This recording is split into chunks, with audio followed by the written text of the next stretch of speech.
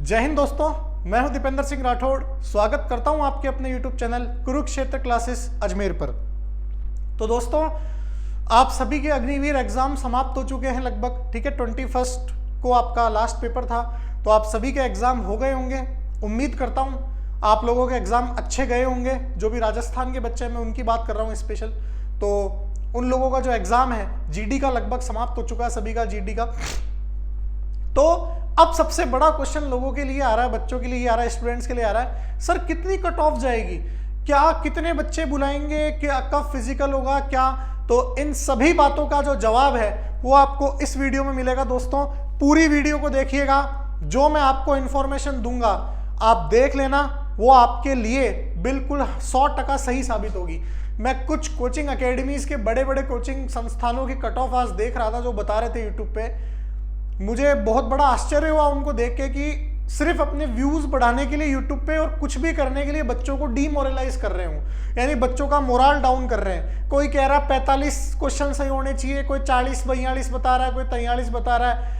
कुछ नॉलेज नहीं है बच्चे, उनकी वजह से कई मेरे पास आज फोन आ चुके हैं, सर हम फिजिकल की तैयारी करें नहीं करें दौड़ की, क्योंकि फलाना अकेडमी ये बोल रही है, फलाने सर ये बता रहे हैं यूट्यूब पे कि ये अकेडमी ये बता रही है। देखिए दोस्तों, मैं जो आपको बताने जा रहा हूं वो एक रियल सिचुएशन के आधार पे बताने जा रहा हूं, और जो आपको जब आपका रिजल्ट आएगा तब आप देख लेना कि ये बात कितनी सही साबित होती है।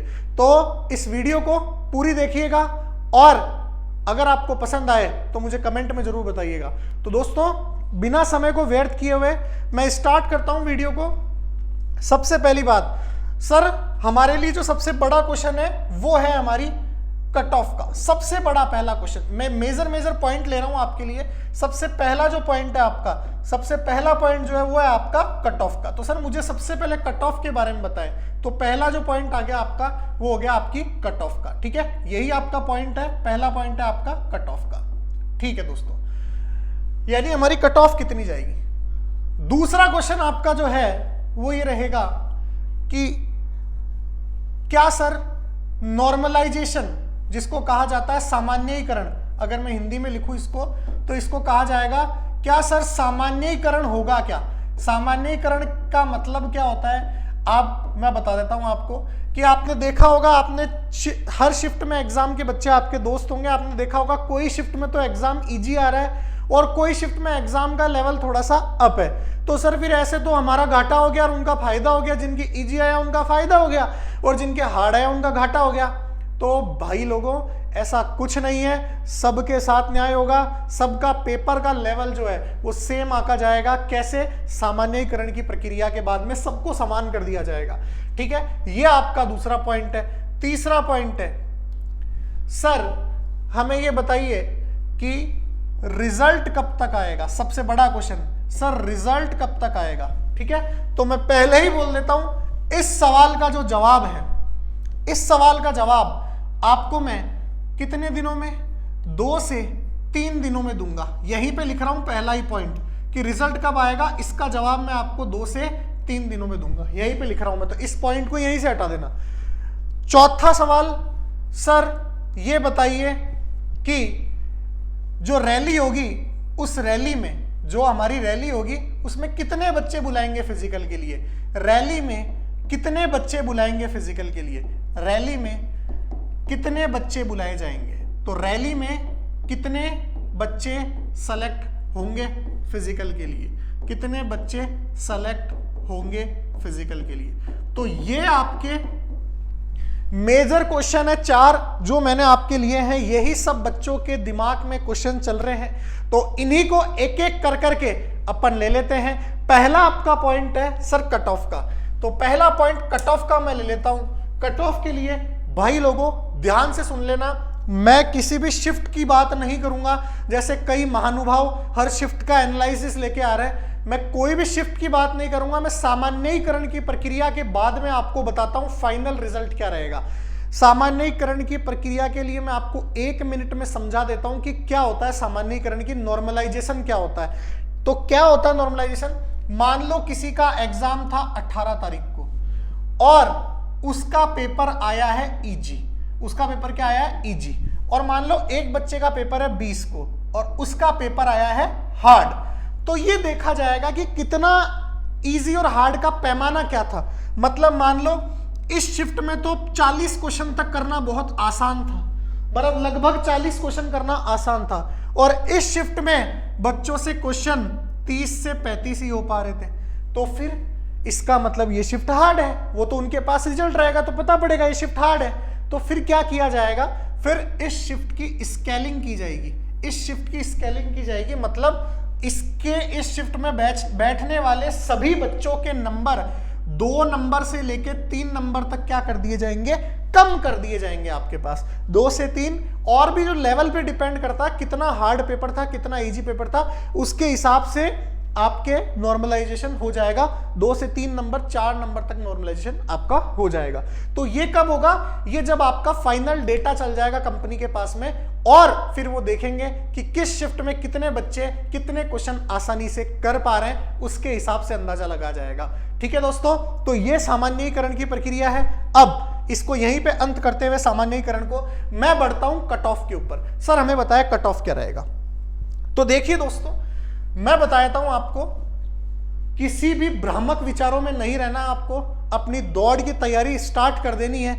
जिन भी बच्चों के, मैं किसी की भी बात नहीं कर रहा हूं किसी स्पेशल एआरओ की, चाहे बच्चा जोधपुर एआरओ का हो, चाहे आपका कोटा एआरओ का हो, चाहे आपका अलवर एआरओ का हो, चाहे झुंझुनू का हो, या फिर आपका आरटीजी जोन जयपुर एआरओ का हो, इन 5 एआरओ में से कोई भी बच्चा हो, रिस्पेक्टिव एआरओ वाइज की बात नहीं कर रहा हूं मैं आपको 5 एआरओ की ही कुल बात बता रहा हूं कि जिन भी बच्चों के 35 से 40 क्वेश्चन के बीच में, ठीक है, कितने से कितने के बीच में, 35 से 40 के बीच में क्वेश्चंस ठीक है, वो बच्चे दौड़ की तैयारी करना तुरंत स्टार्ट कर देना।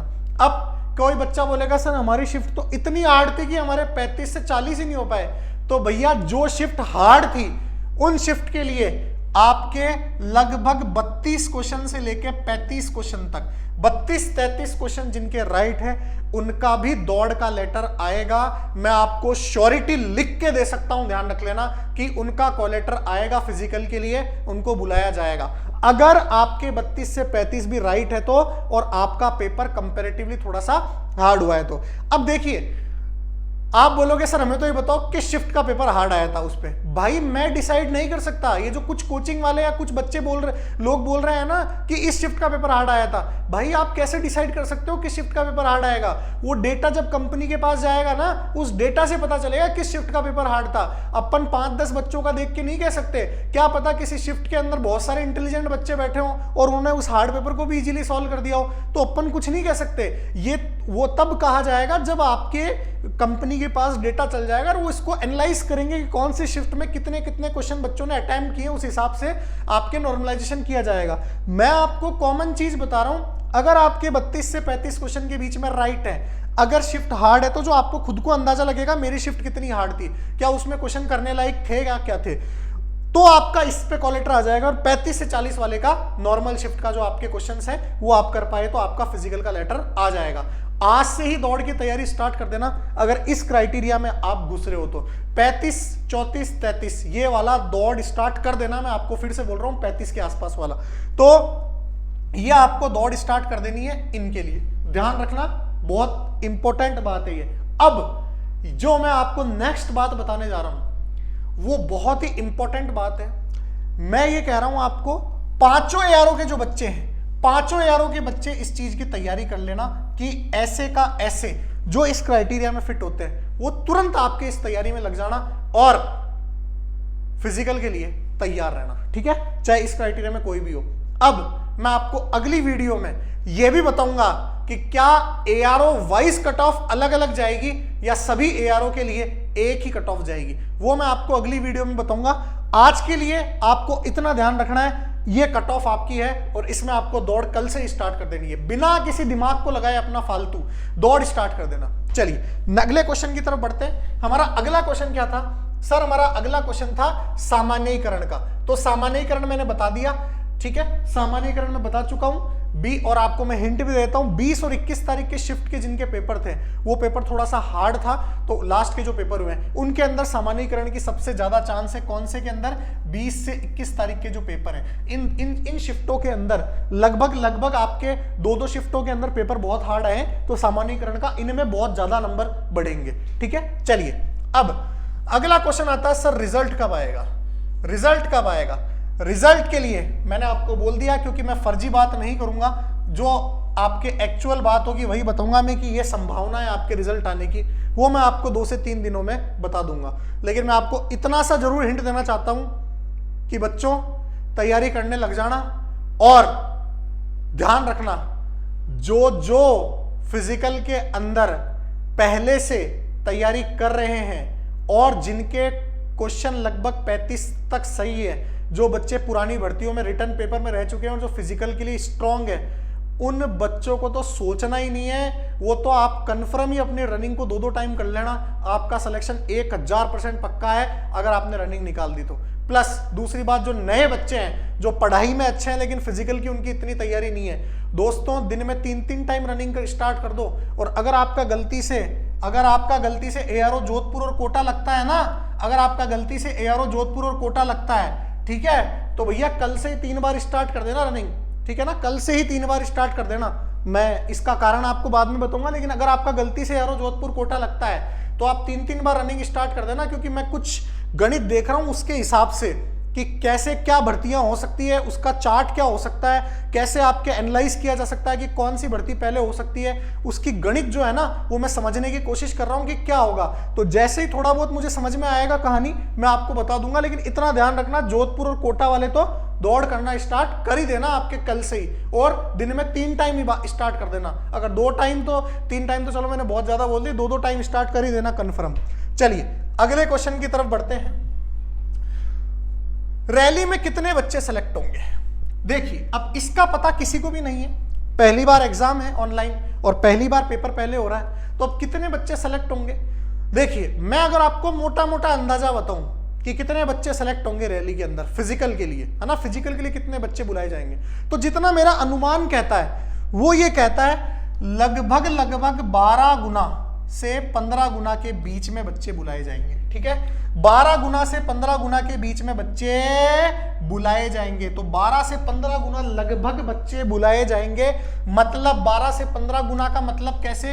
अगर सर जोधपुर एआरओ में टोटल सीटें हैं 200, तो इसका 12 गुना यानी 2400, 2400 बच्चे आपके फिजिकल के लिए बुलाए जाएंगे। ठीक है, ये 12-15 की जगह 10 से 12 भी हो सकता है। मतलब कहने का मतलब एवरेज में बात करूं तो 10 से 15 गुना के बीच में आपके बच्चे बुलाए जाएंगे। लगभग चांस इतना ही होता है हर एग्जाम में, 10 से 12 गुना बुलाएंगे आपके बच्चे।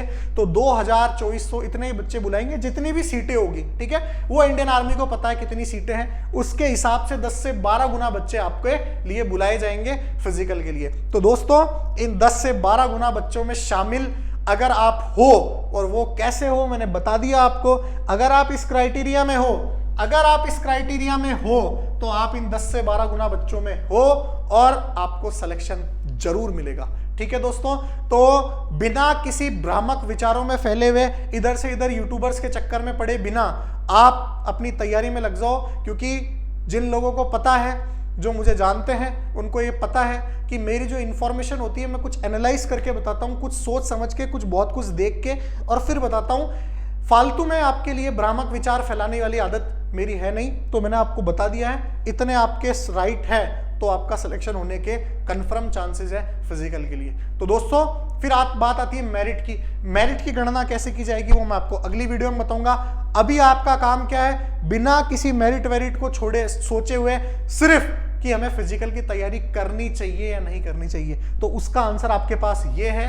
और मैंने एक आपको बहुत छोटी सी बात कही है, समझदार बच्चे समझ जाने चाहिए। मैंने आपको एक बात कही है कि अगर आप इन दोनों यारों से हैं तो भैया तुरंत लग जाना रनिंग के ऊपर कल से ही। ठीक है, चलिए आगे मिलते हैं अगली वीडियो के अंदर। अगर ये वीडियो पसंद आई हो तो इसे लाइक कीजिएगा, शेयर कीजिएगा, कमेंट कीजिएगा और हमारे चैनल को सब्सक्राइब जरूर कीजिएगा और बेल आइकन को जरूर दबाइएगा, ताकि आगे ऐसी ऑथेंटिक इंफॉर्मेशन आपको मिलती रहे। जय हिंद, जय भारत, वंदे मातरम।